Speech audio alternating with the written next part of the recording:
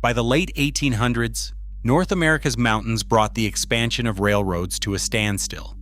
No conventional locomotive could conquer slopes steeper than 3%. Yet in the story behind the locomotive that conquered the impossible mountain, one wild invention would defy physics itself, altering the fate of entire industries. What made this machine unstoppable, where all others failed? Winter fog clings to the ridgeline, hiding the mountain's true face. Sheer slopes drop away into tangled forest, the ground broken by ravines and sudden outcrops. In these highlands, the earth itself fights every attempt to build a railroad. Crews wrestle with grades that tilt upward at impossible angles, sometimes 10 or even 12%. The soil is soft, the bedrock fractured, and every rain turns the right-of-way into a river of mud. There are no broad, gentle curves here. Instead, the track must snake around boulders and squeeze through switchbacks so tight that a straight locomotive would never make the turn. Wooden trestles rise from the valleys below, spindly and temporary, built from felled trees and whatever timber is close at hand. These bridges are meant to last weeks, not years. Rails rest on rough ties, sometimes little more than logs laid end to end, shifting with each passing train. In spring, meltwater undercuts the embankments, and in autumn, landslides sweep away whole sections of track overnight. The weather is an enemy as much as the terrain. Heavy snow buries the line for months at a time. Summer thunderstorms bring flash floods that wash out bridges and leave rails twisted in the mud. For the loggers, miners, and railroaders who work here, every mile of progress is a gamble against gravity and the wild. The mountain does not give up its secrets easily, and for years, it seemed no machine could climb its back. Gravity draws a hard line, and for decades that line was set at 3%. On a railroad, the force that keeps a train moving forward is friction, the grip between steel wheels and steel rails. For a conventional steam locomotive, only the weight pressing down on its driving wheels matters. If there's not enough weight, or if the rails are slick with rain or mud, the wheels spin helplessly, steel shrieking against steel. On paper, the physics seem generous. A clean, dry rail might offer a friction coefficient of 0.2, hinting at the possibility of far steeper climbs. But in the real world of logging and mining, rails grew greasy with pine sap, caked in mud, or iced over by mountain storms. Even a slight incline could become a barrier. Engineers measured everything in percentages. A 3% grade means a rise of 3 feet for every 100 feet of track. That doesn't sound like much, until a locomotive tries to haul hundreds of tons up a slope built on loose ties and shifting ground.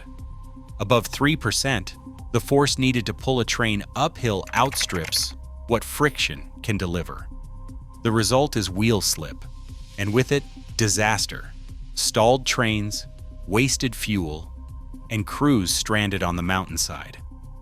Mainline railroads rarely dared more than 2%, and even the boldest lines called 3% the upper limit. Anything steeper was considered impossible for a regular engine. This invisible ceiling forced industries to look for something entirely new, some way to turn every ounce of weight into usable traction, and finally break free from the tyranny of the adhesion barrier. Ephraim Shea stood in a Michigan workshop in 1877, surrounded by stacks of timber and the sharp tang of machine oil. He was not a trained engineer. He was a lumberman, frustrated by locomotives that spun helplessly on muddy rails and refused to follow the twisting tracks of his logging camps. Shea's solution was as practical as it was bold. He sketched out a new kind of engine, one that would drive every wheel with gears instead of rods, spreading power across the entire frame. With machinist William Crippen, he built a prototype from a flat car, a vertical boiler, and a tangle of gears and belts. The first trial runs were rough, but the machine crawled over uneven track and sharp curves where others failed. Word spread quickly. By 1880, Lima Machine Works in Ohio was building Shea's design for other lumbermen. transforming a backwoods experiment into a commercial engine. In 1881, Shay secured a patent, protecting his invention and setting the stage for a revolution in mountain railroading. What began as one man's answer to an impossible problem would soon reshape the forests and the fortunes of an entire industry.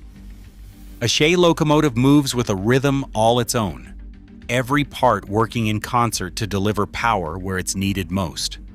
Along the right side of the frame, a crankshaft turns steadily, driven by 2 or 3 vertical cylinders. This shaft doesn't just spin aimlessly, it feeds motion into a line of bevel gears and universal joints, each one transferring force down to the wheels beneath. Unlike a conventional engine where only a few large drivers push the train, the Shay sends torque to every axle. The result is constant adhesion. Every wheel grips the rail, even on slick, uneven track. When the grade kicks up to 12%, this gear-driven system keeps the locomotive crawling forward, never spinning uselessly in place. The trade-off is speed. Shays top out at about 10 to 15 miles per hour. But what they lack in pace, they make up for in raw, unyielding traction.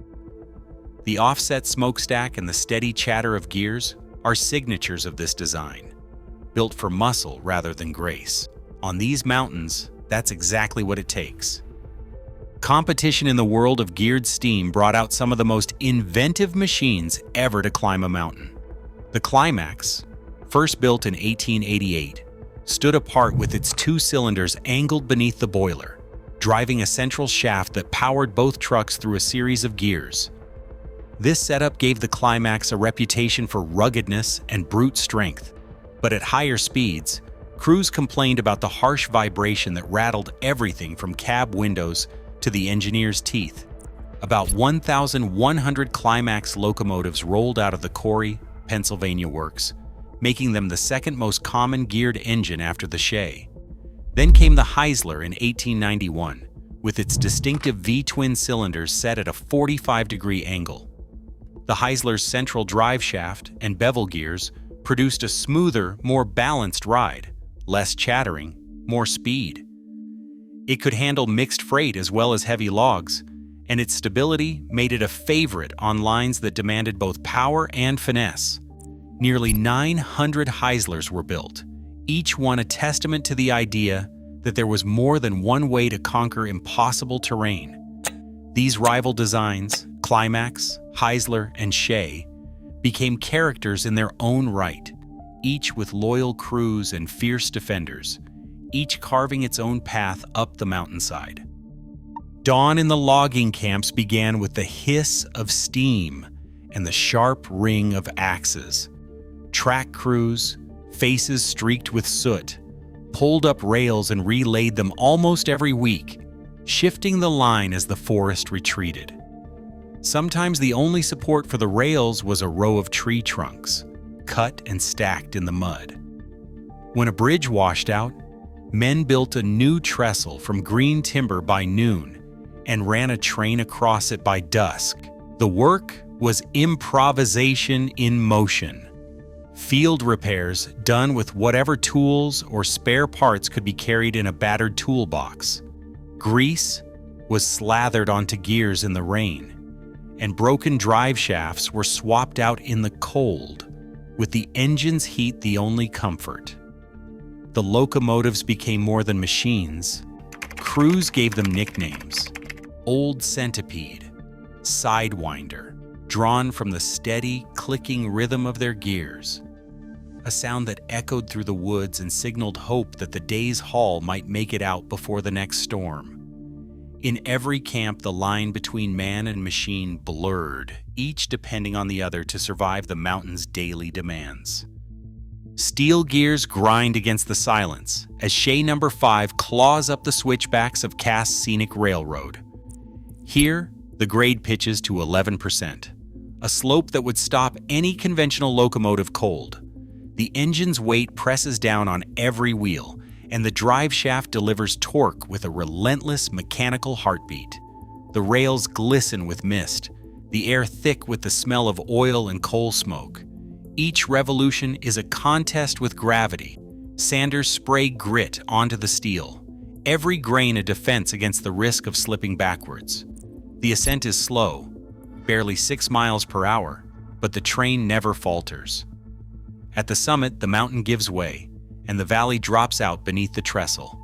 Across North America, a handful of these survivors still move under their own power. Cass keeps the tradition alive with Shay number 5, number 2, number 4, and the rare Climax number 9 and Heisler number 6. Heston's number 5 and number 7, Durban's number 11, and the BC Forest Discovery Center's Shay and Climax engines stand as living proof. Each one is a working echo of the day when the impossible mountain could finally be climbed. Between 1877 and the 1940s, more than 2,700 Shay locomotives and hundreds of Climax and Heisler engines were built to climb grades up to 12%, far beyond the 3% limit faced by standard steam locomotives. These machines not only opened new frontiers for logging and mining across North America, but also changed the course of rail engineering by proving that distributed traction and low-speed torque could conquer terrain once considered impossible. Yet some questions remain.